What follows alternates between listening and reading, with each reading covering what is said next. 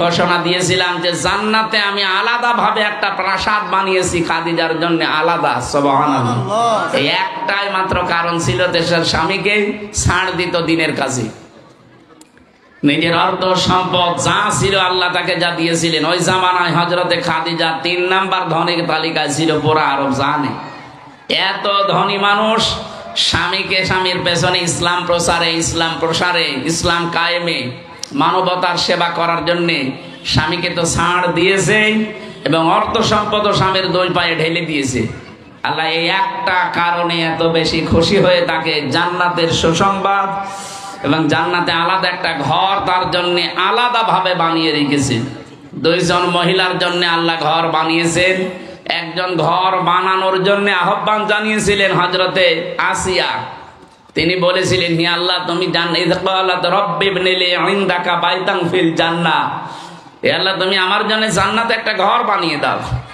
আর খাদিজাকে আল্লাহ সংবাদ পাঠিয়েছে যে আমি নিজে তার জন্য একটা ঘর বানিয়েই রেখেছি অলরেডি। সুবহানাল্লাহ।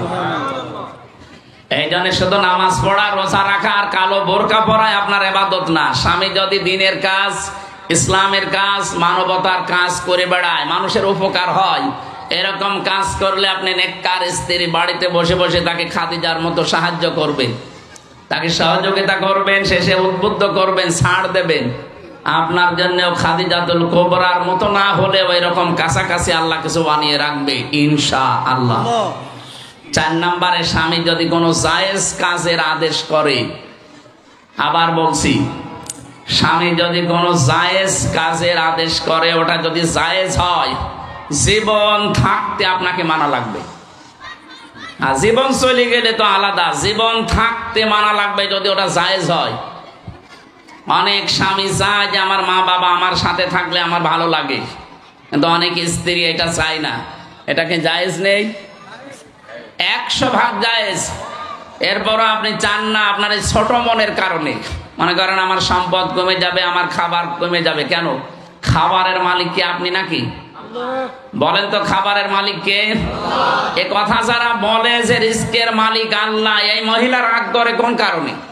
দুনিয়ায় আসার 50,000 বছর আগে আপনাকে আল্লাহ লিখেই পাঠিয়েছেন যে আপনি এই খাবার খেতে পারবেন, এটা পারবেন না, এতটুকু লিখাই আছে। আপনার স্বামীর মা বাবা, স্বামীর ভাই বোন থাকুক আর না থাকুক, আপনার কি? রিস্ক নিয়ে এবং এই সাজসজ্জা, আনন্দ দুনিয়ার এইগুলো নিয়ে আপনাকে তো চিন্তা করার দরকার নেই, কারণ এগুলোর হাত আল্লাহর হাতে। এগুলোর সব কিছুর মালিক কার হাতে? নবীজি বলেন, আল্লাহ সবচাইতে বেশি ঘৃণা করেন ওই নারীর প্রতি, ওই পুরুষের প্রতি যে পুরুষ তার প্রতিবেশীর স্ত্রীর সাথে ব্যভিচারে লিপ্ত হয়, লাইন করে, পরকিয়া করে। এই মানুষটার প্রতি আল্লাহর আরশ পর্যন্ত কাঁপতে থাকে। নাউজুবিল্লাহ। ওই মহিলাকে আল্লাহ সবচাইতে বেশি ঘৃণা করে যে বাড়ির আশপাশে এবং দেবরের সাথে খোলামেলা ভাবে চলে। অনেকে মনে করে দেবর আমার ছোট ভাইয়ের মতো। কে বলেছে আপনাকে?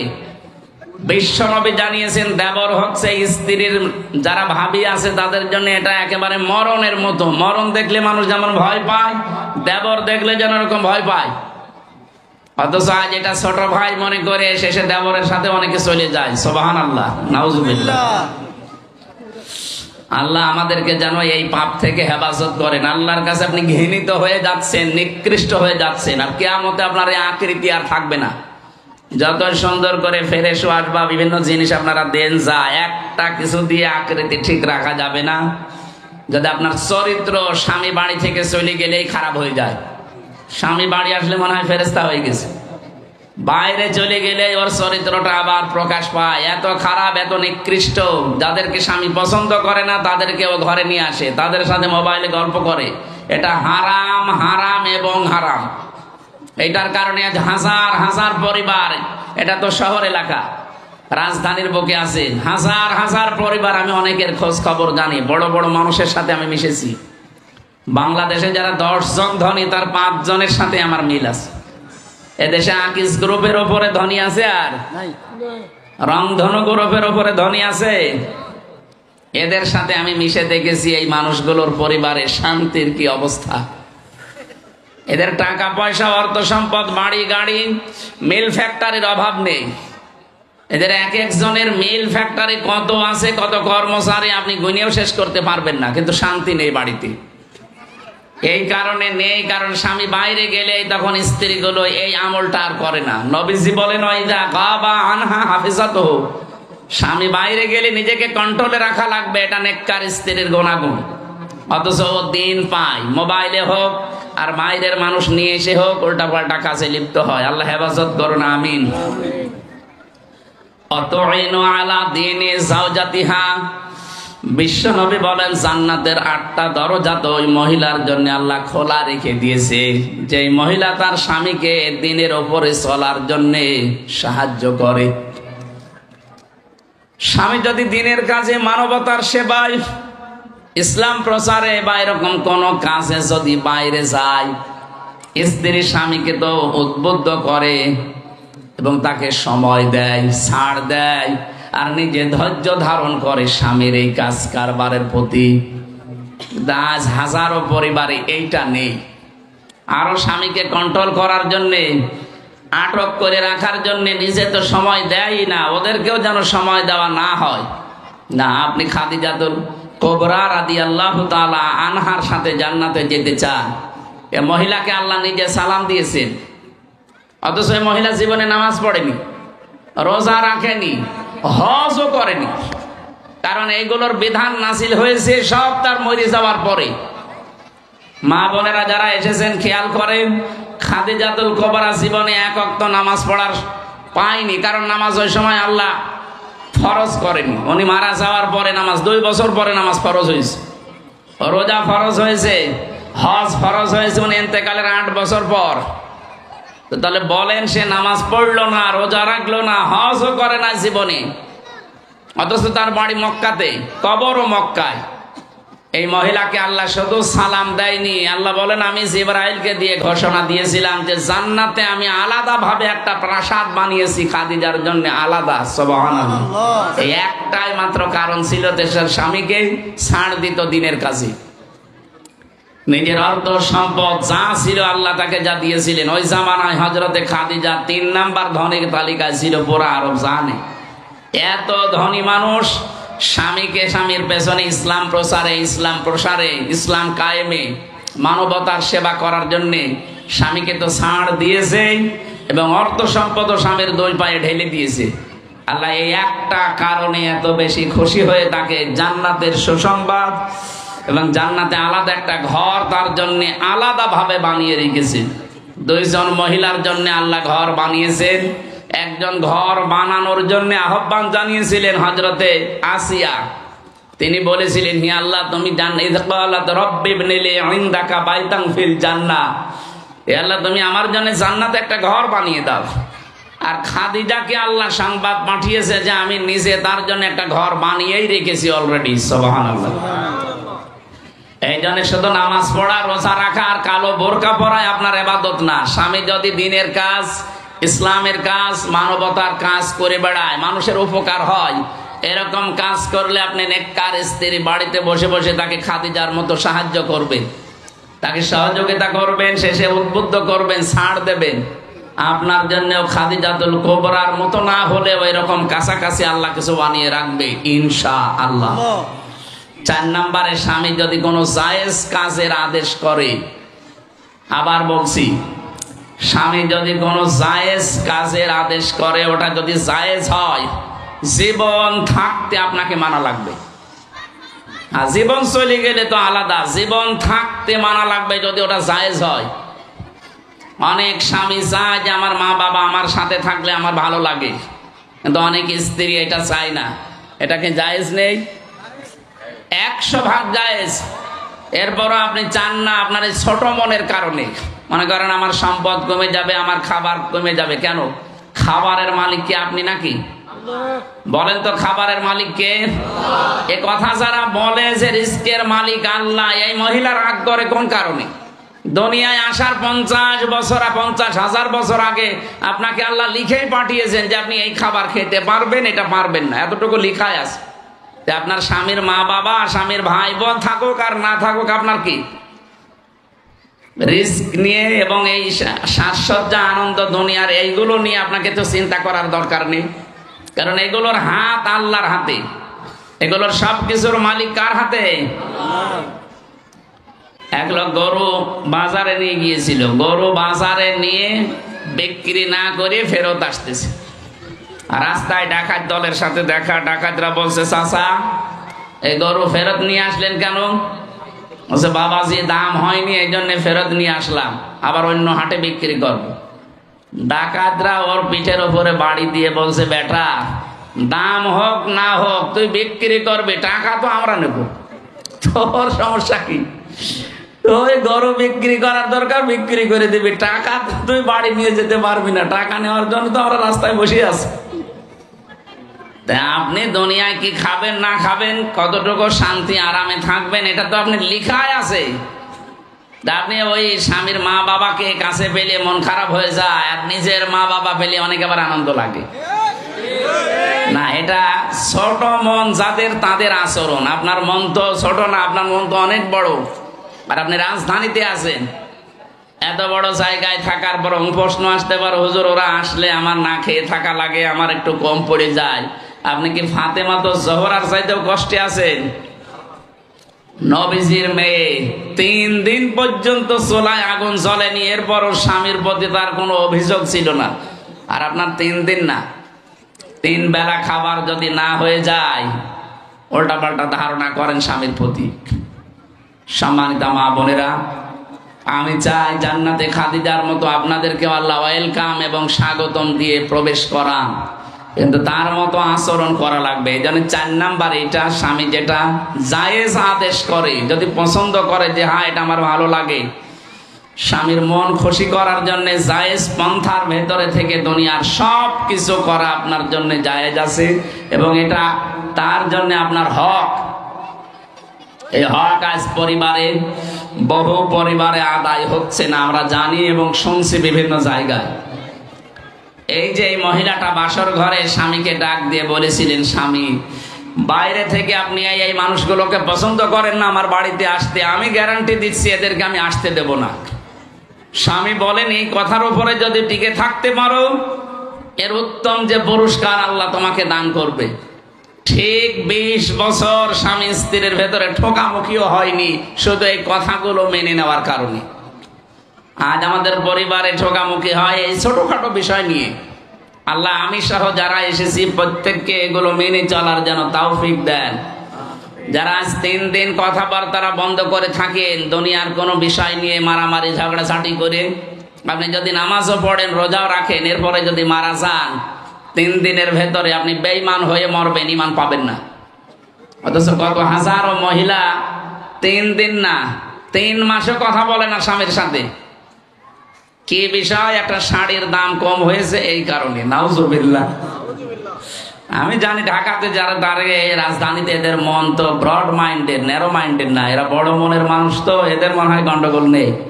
এটা গ্রাম অঞ্চলে আছে। সম্মানিত মা বোন, আমাদের আসল টার্গেট যেহেতু আখিরাত। আল্লাহ তাআলা বলেন, ওয়াইন কুনতুন্না তুরিদুনাল্লাহ ওয়া রাসূলাহু ওয়াদ-দারাল আখিরাতা। নবীজি বললেন, তোমরা যদি চাও আল্লাহ এবং রাসূল এবং আখিরাতের ঘর যদি তোমরা তৈরি করতে চাও, ফাইন্নাল্লাহা আ'আদ্দা লিল মুহসিনাতি মিনকুন্না আজরান আযীমা। একজন আজানের জবাব দিয়ে দেন, একজন জবাব দিয়ে দেন, হয়ে যাবে। এদের মুহসিনা নারী যারা, নেককার মহিলা যারা, সবাই তো আর নেককার না। নেককার হওয়ার জন্য যে গুণগুলো বলছিলাম, এটা নেককার হওয়ার প্রথম ধাপ। স্বামী বাইরে থেকে আসলে তাকে আনন্দিত খুশি করা লাগবে, ব্যবহার আচার দিয়ে, কথাবার্তা দিয়ে। ও বাইরে গেলে নিজেকে হেফাজতে রাখা লাগবে। 3 নম্বরে স্বামী দ্বীনের কাজে, ইসলামের কাজে, মানবতার কাজে গেলে আপনি আরো তার উদ্বুদ্ধ করবেন, ছাড় দেবেন যেভাবেই হোক। 4 নম্বরে স্বামী যদি জায়েজ কোনো আদেশ করে যেটা ও পছন্দ লাগে, এইটা আপনার জীবন থাকতে মাইনে নেওয়া লাগবে। আল্লাহ 4টা কাজ যারা করবে তারা প্রথম ধাপে উঠবে। জান্নাতের 8টা দরজা আল্লাহ খুলে রাখবে, কিন্তু প্রবেশ করতে দেবে না। প্রবেশ করার জন্য আমার নামাজ লাগবে, কারণ এটা চাবি হচ্ছে নামাজ। মিফতাহুল জান্নাতিস সালাহ। এই জন্য প্রথম ধাপে পাশ করার পরে যদি জান্নাতে যাওয়ার আপনার উপযুক্ততা আসে, নামাজের দ্বারাই আসা লাগবে। এই জন্য যারা নামাজ পড়েন না, 5 ওয়াক্ত নামাজ মাস্ট বি পড়া লাগবে।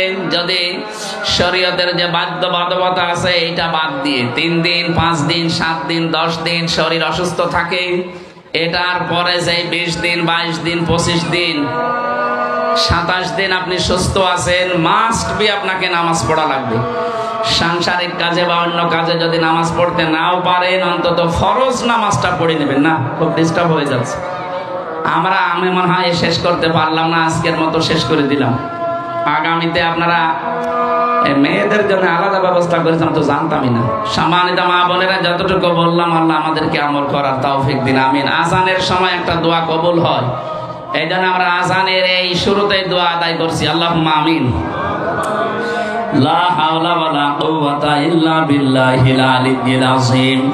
আল্লাহ যতটুকুই বলেছি এতটুকু এদের জীবনে আমল করার তৌফিক দাও।